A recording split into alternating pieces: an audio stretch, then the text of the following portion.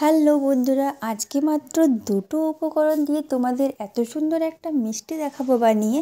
তোমরা কিন্তু এই মিষ্টিটা বাজারেও পাবে না বন্ধুরা। তোমাদের কিন্তু এটা বাড়িতে বানিয়েই খেতে হবে, আর অসাধারণ স্বাদ হয় বন্ধুরা।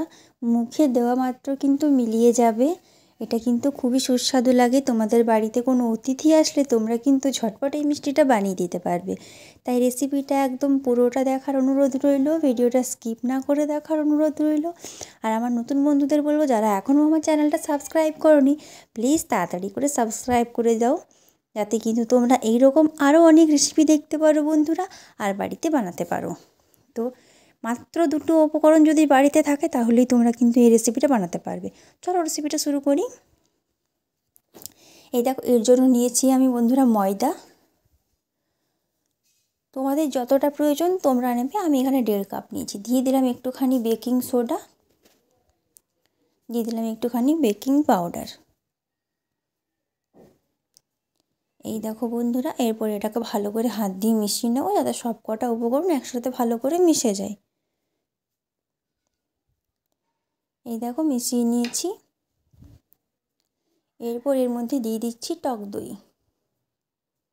টক দইটা আমি বড় চামচে 2 চামচের মতো দিলাম। দইটার সাথে ময়দাটা ভালো করে মিশিয়ে নিয়েছি। এরপর একটু একটু জল দিয়ে এটা মেখে নেব, আর একটা ডো তৈরি করে নেব। এই দেখো ডোটা তৈরি হয়ে গেছে। এরপর বন্ধুরা আমি এর মধ্যে দিয়ে দেব ঘি।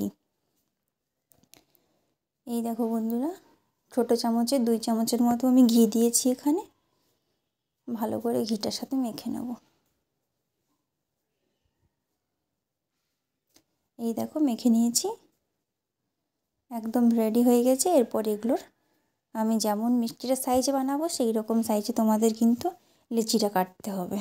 এই দেখো গোল গোল করে কিন্তু মিষ্টিগুলো বানানো হয়ে গেছে বন্ধুরা। এই রকম শেপে আমি বানিয়েছি।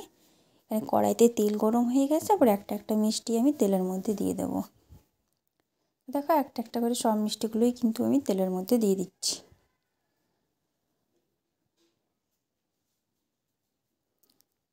এই দেখো বন্ধুরা দিয়ে দিলাম। দেখো আস্তে আস্তে কালারটা কত সুন্দর এসছে বন্ধুরা। এটা কিন্তু একটু লাল লাল করে ভেজে নেব ভালো করে। এই দেখো একদম লাল লাল হয়ে গেছে। এগুলো তুলে নিই, এগুলো তুলে নেব। এখানে বন্ধুরা চিনি, জল আর এলাচ দিয়ে আমি চিনির শিরা তৈরি হতে দিয়েছি। বাকি যে মিষ্টিগুলো ছিল সেগুলোও কিন্তু একইভাবে আমি ভেজে নেব। এই দেখো পরের মিষ্টিগুলোও ছেড়ে দিচ্ছি।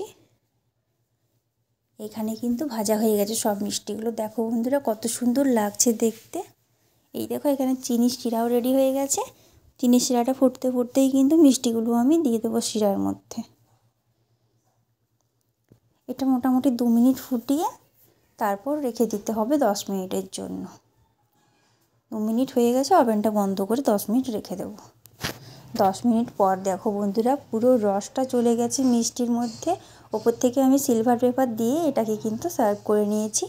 কত সুন্দর লাগছে দেখো বন্ধুরা। প্রত্যেকটা মিষ্টি একদম কিন্তু এতটাই নরম তুলতুলে হয়, মুখে দেওয়া মাত্র কিন্তু মিলিয়ে যায়। দেখেই মনে হচ্ছে এটা কতটা নরম তুলতুলে হয়েছে। তো বন্ধুরা আজকে তোমাদের মিষ্টির রেসিপিটা কেমন লাগলো কমেন্টসের মাধ্যমে জানাতে কিন্তু একদমই ভুলবে না। আর যদি ভালো লেগে থাকে অবশ্যই একটা লাইক দেবে।